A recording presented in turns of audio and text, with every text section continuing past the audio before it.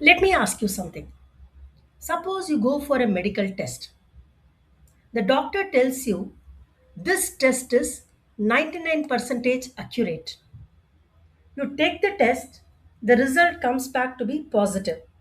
A test positive means you have 99% chance of having that disease, right? Most of us would panic. We would assume that 99% accuracy actually means, as I told you, there is 99% chance we have that disease. But what if I told you that we might be completely wrong? In fact, in many real situations, even with this kind of 99% accuracy, an accurate test, the probability that you actually have the disease could be much lower than, or sometimes even close to 50% or less. How is that possible? The answer lies in one of the most powerful ideas in probability, which is called as the Bayes theorem. Today, we are not just going to learn a formula, we are going to learn a way of thinking, a way to update our beliefs using evidence. So, this Bayes theorem answers several questions. Can a 99% accurate test still mislead you? Does positive always mean you have it? Probability can surprise you. Is that so? Accuracy is not equal to certainty, right? This is really surprising, isn't it? Evidence can be misleading. Are we interpreting probability correctly? So, in the next few minutes, we will try to unleash or try to answer these questions through Bayes theorem. So, before we understand Bayes theorem, we need to understand what is conditional probability. This is something that you might have already learned in your earlier grades. Conditional probability means we are finding the probability of A given that some event B has already happened. Once B happens, we kind of shrink our sample space and then look at a subset of the sample space. So instead of looking at all outcomes, we only look at outcomes inside B. Only this rather than looking at the universal set U.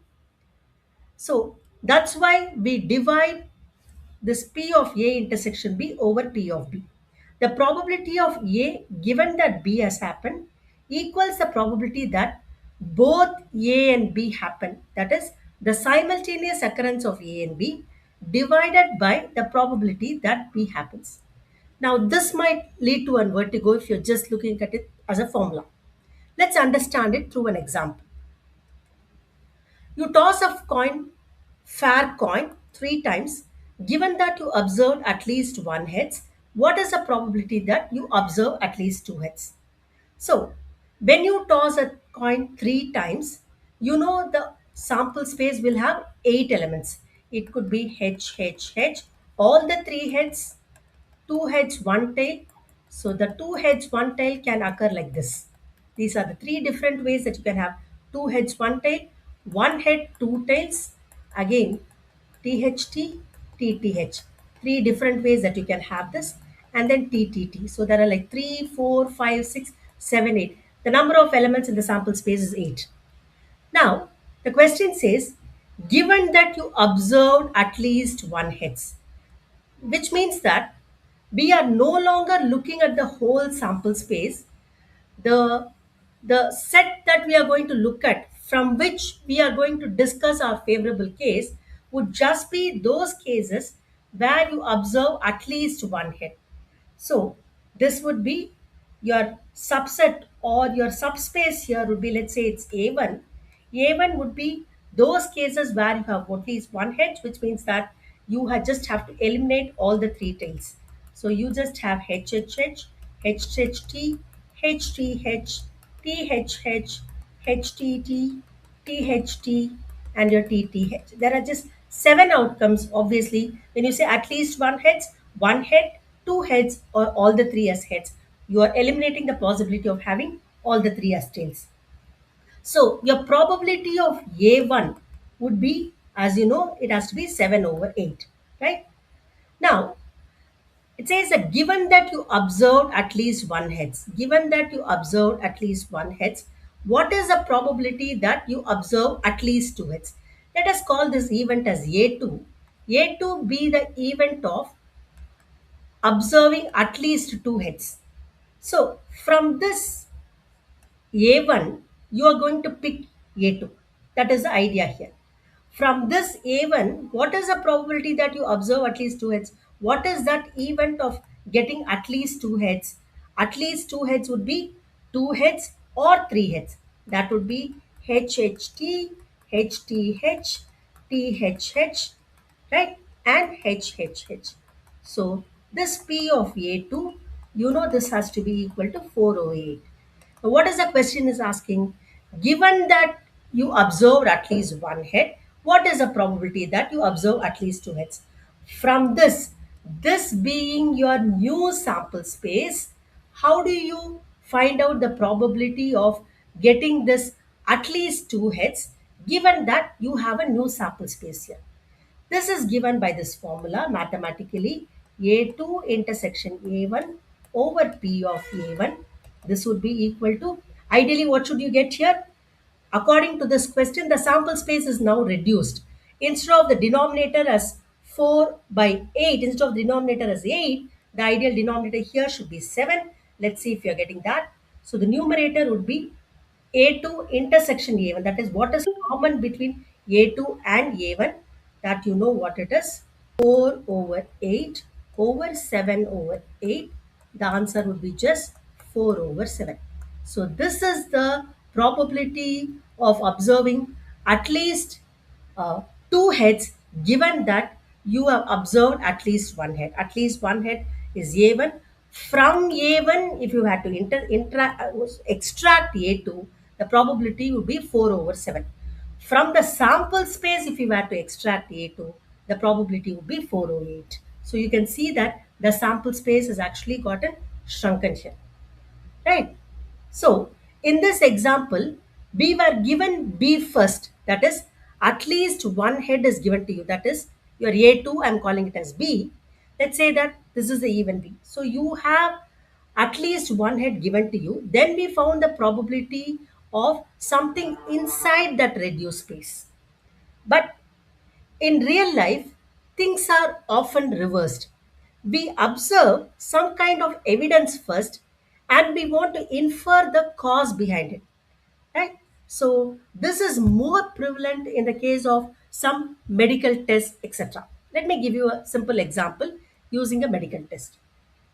So, let's say that you have a certain disease. A certain disease affects 1% of population. A medical test for a disease is 99% accurate. This means that if a person has the disease, the test gives a positive result 99% of the time. If a person does not have the disease, the test gives a negative result 99% of the time.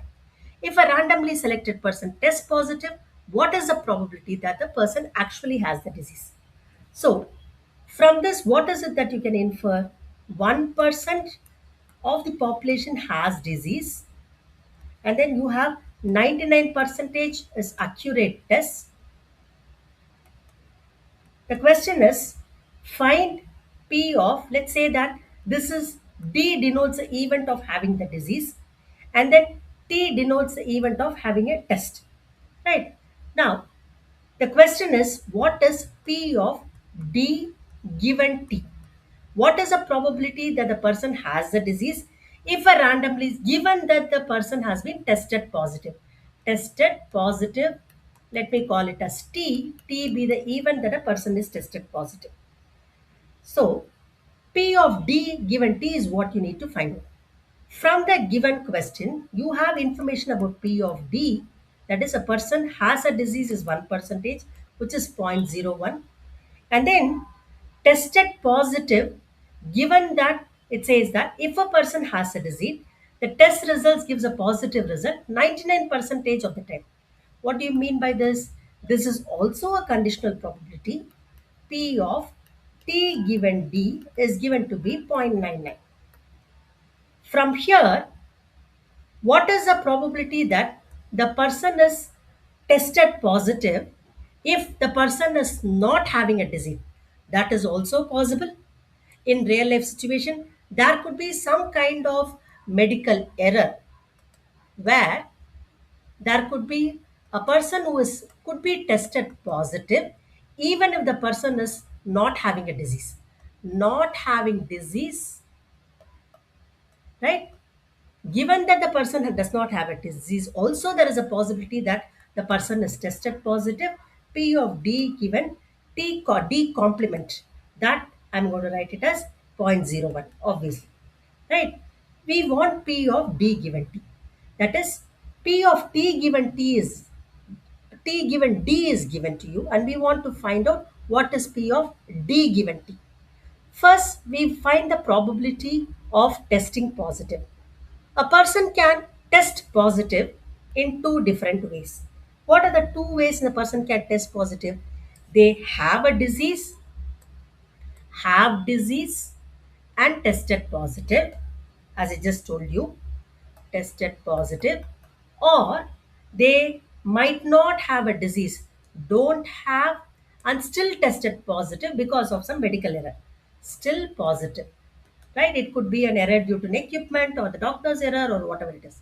So, this P of T is the sum of two probabilities: has this disease and tested positive, doesn't have the disease and still tested positive. So, that would be has the disease and tested positive. That is your P of T given T, that is your 0.99 times has the disease and tested positive, 0.01, plus does not have the disease but still tested positive, that is your 0.01 times 0.99. So this is how we find out your P of D given T. P of T is given to you. From here we have to find out what is your P of D given T. Right? P of D given T is what is asked in the question. P of T given D is given T. P of D given T. How do we find this information using all these components that we have? This is exactly where we are transitioning into Bayes theory. So we have a component which is like tested positive. Testing positive can happen in two different ways. Having a disease and tested positive, right? Doesn't have a disease and still tested positive. Right? Using all these information, we are trying to figure out what is the probability that the person actually has the disease given that the person is tested positive. So, can you see that it is a reverse of what we had been doing so far? Here? Okay, let's move on to figure out what this actually means. So, this is where we are trying to derive Bayes theorem. P of A given B is P of B given A times P of A divided by P of B. Let's use this definition of conditional probability and try to derive this formula. A intersection B, let me call this as a proof, divided by P of A. Proof, or I could say it's a derivation. So you know that P of A intersection B is nothing but P of A intersection B in terms of conditional probability of B, because this can be written in terms of conditional probability of B as well as conditional probability of A. From this equation 1, you could write this as P of B given A times P of. Now go back to P of A given B. By formula, it's P of A intersection B over P of B. So from this second equation, you substitute it here, you would get P of B given A times P of A divided by P of B. So this is exactly the formula that we have here. So in our case, we want P of D given T, right? So this can be written as P of T given D times P of D divided by P of T. So this would give me 0.99 times 0.01 divided by P of T. If you look at it, if you do the math here, this answer would be 0.0198. So you divide it by 0.0198, you get zero point 0.5. So what do you mean by this? So even with a 99% accurate test, the probability that the person actually has the disease is only 50% chance. Yeah, so you can see that this is very surprising, isn't it? Right? So this is your fundamentals of Bayes theorem, basic concept of Bayes theorem using only one single event. You can see that we have done a reverse of what we had done in conditional probability. This is what is your real life situation. Some examples, medical examples could be there. It could be there could be examples of spam in an email and all that. Right? So these are all perfect examples of Bayes theorem. Shall we move on to multiple events? Now, Bayes theorem can always be extended to multiple events. So far, we use Bayes theorem for only two events, that is your D and T or your A and B, right? So here we are going to extend it to multiple events. That is, what if there are more than one possible causes? For example, instead of just disease and no disease, we had two cases tested positive if the person has a disease and if the person doesn't have a disease. Suppose he could be tested possible positive by several other reasons also. For example, what if there are like three possible diseases that could cause the same symptoms? Something like that, right? So suppose we have several possible causes for something to happen. That would be like, let's say it is like A1, A2, A3, etc. till AN. Instead of just your disease and no disease, something like this, instead of just two events, D and T, suppose I have multiple events which could be the cause and reasons for something to happen. These events are mutually exclusive. I hope you are all aware of this term, mutually exclusive. That is, there is nothing common between both the events. They are like event dependent.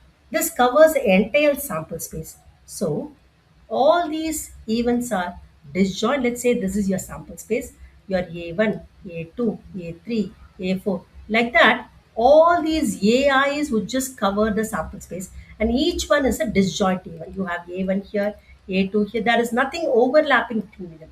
They are completely like, they don't overlap at all. They are completely disjoint. They are mutually exclusive. That is, your AI intersection AJ, this will always be a null set. Right? Now, when you say that they cover the entire sample space and they are mutually exclusive, only one of them can happen, one of them must happen. So, when you say they are mutually exclusive, you know that by addition theorem of probability plus AI P of A1, P of A2 plus etc. plus P of AK would always be equal to 1. Right? Now, we need to find out P of AK given B. So, AK given B is nothing but using this information and just an extension of Bayes theorem. It's P of B given AK times P of AK divided by sigma I is equal to 1 to n of P of B given AI times P of A. Now, let's understand this using some example. Let's say a factory has three machines. Machine A produces 50% of items. Machine 2 produces 30%. Machine 3, A3 produces 20%. The defect rates B given A1 means, given that the defect is on machine A1, what is the probability that it's defective? The product is defective, right? The item is defective. Given that it's produced by machine A1, what is the probability that the item is defective? That is your P of D given A1. Given that the item is produced by machine A2, what is the probability that it is defective? That is your P of D given A2, and so on. Given that the item has been produced by machine A3, what is the probability that it is defective is 0.05. Right? Now, if a randomly selected item is found to be defective, what is the probability that it was produced by machine A3? Now, here it's given that it's from the machine and the chance of it being defective is what is given here. Now see what is the question asking for. Question says it is given that the item is defective. So given that the item is defective, what is the probability that it is produced by machine A3? P of A3 given D is asked, right? So we have to obviously use the Bayes theorem for multiple events because we have three events A1, A2, A3, three machines, and the defective rates by each of the machine is also given here. So according to Bayes theorem, this is your P of B given A3 times P of A3 over P of D given A1 times P of A1 plus P of D given A2 times P of A2 plus P of D given A3 times A3, P of A3. Now, what is my P of A1, P of A2, P of A3? That is all these values. This is your zero point 0.5 gives you a P of A1. Similarly, P of A2, this is your zero point 0.3. And then this one is P of A3. Probability that machine A3 produces items is 0.20. And then it is defective as D given A1. Clear? Now add everything and do the math, compute the numerator and the denominator. The numerator would be 0.01 divided by the denominator would be 0.021, and which would be approximately 0.476, which is approximately 0.50. Right? So you could say that if an item is defective, there is approximately 47.6% chance that it came from machine A3. Now, even though machine A3 produces only 20 percentage of the items, you can see that, right? It has the highest defective rate of 47.6 percentage. So once we observe a defect, the probability that it came from A3 increases dramatically from 20 percentage to approximately 48 percentage. So what is happening here? Before seeing the defect, the chance it came from A3 was just 20 percentage. Now see what has happened because of this Bayes theorem. Thanks to Bayes theorem, after seeing the defect, we saw that after seeing that it's a defective item, the probability that it came from A3 has now shifted. The evidence has shifted and it's like strengthened that it is from A3, right? The defective item from A3 is from A3 and it has got the highest chance, almost like 48.6 percentage. Almost like, sorry, 47.6 percentage, which is like almost 48 percentage. Here, so there is an evidence here which has kind of shifted our belief, because from here we feel that because machine A produces 50 percentage of the items, there is a chance that the defective items are coming from machine A. But see here, given that the item is defective, the highest rate at which, or the chance of getting it from machine 3 is only highest, not from machine A, though machine A produces maximum number of items. Can you see that? So this is where the evidence kind of shifts our belief, right? What we started with, we kind of tend to shift our belief because of this evidence. Clear? So this is what we just saw now. Let's move on to the significance of Bayes theorem. Bayes theorem is significant because it gives us a mathematical rule for updating our beliefs when new evidence appears. That is what we just saw now. It answers a very, very powerful question. Given new information, how should we change what we believe? So here we believe that probably A1, which is going to produce a lot of items, it's going to give you the most effective items. But when we applied Bayes theorem, we found that it is actually machine A3 which is going to produce a lot of defective items. Clear? So Bayes is like detective reasoning. You start with a suspicion. We call it as prior in data science. You see some kind of evidence, you update your belief.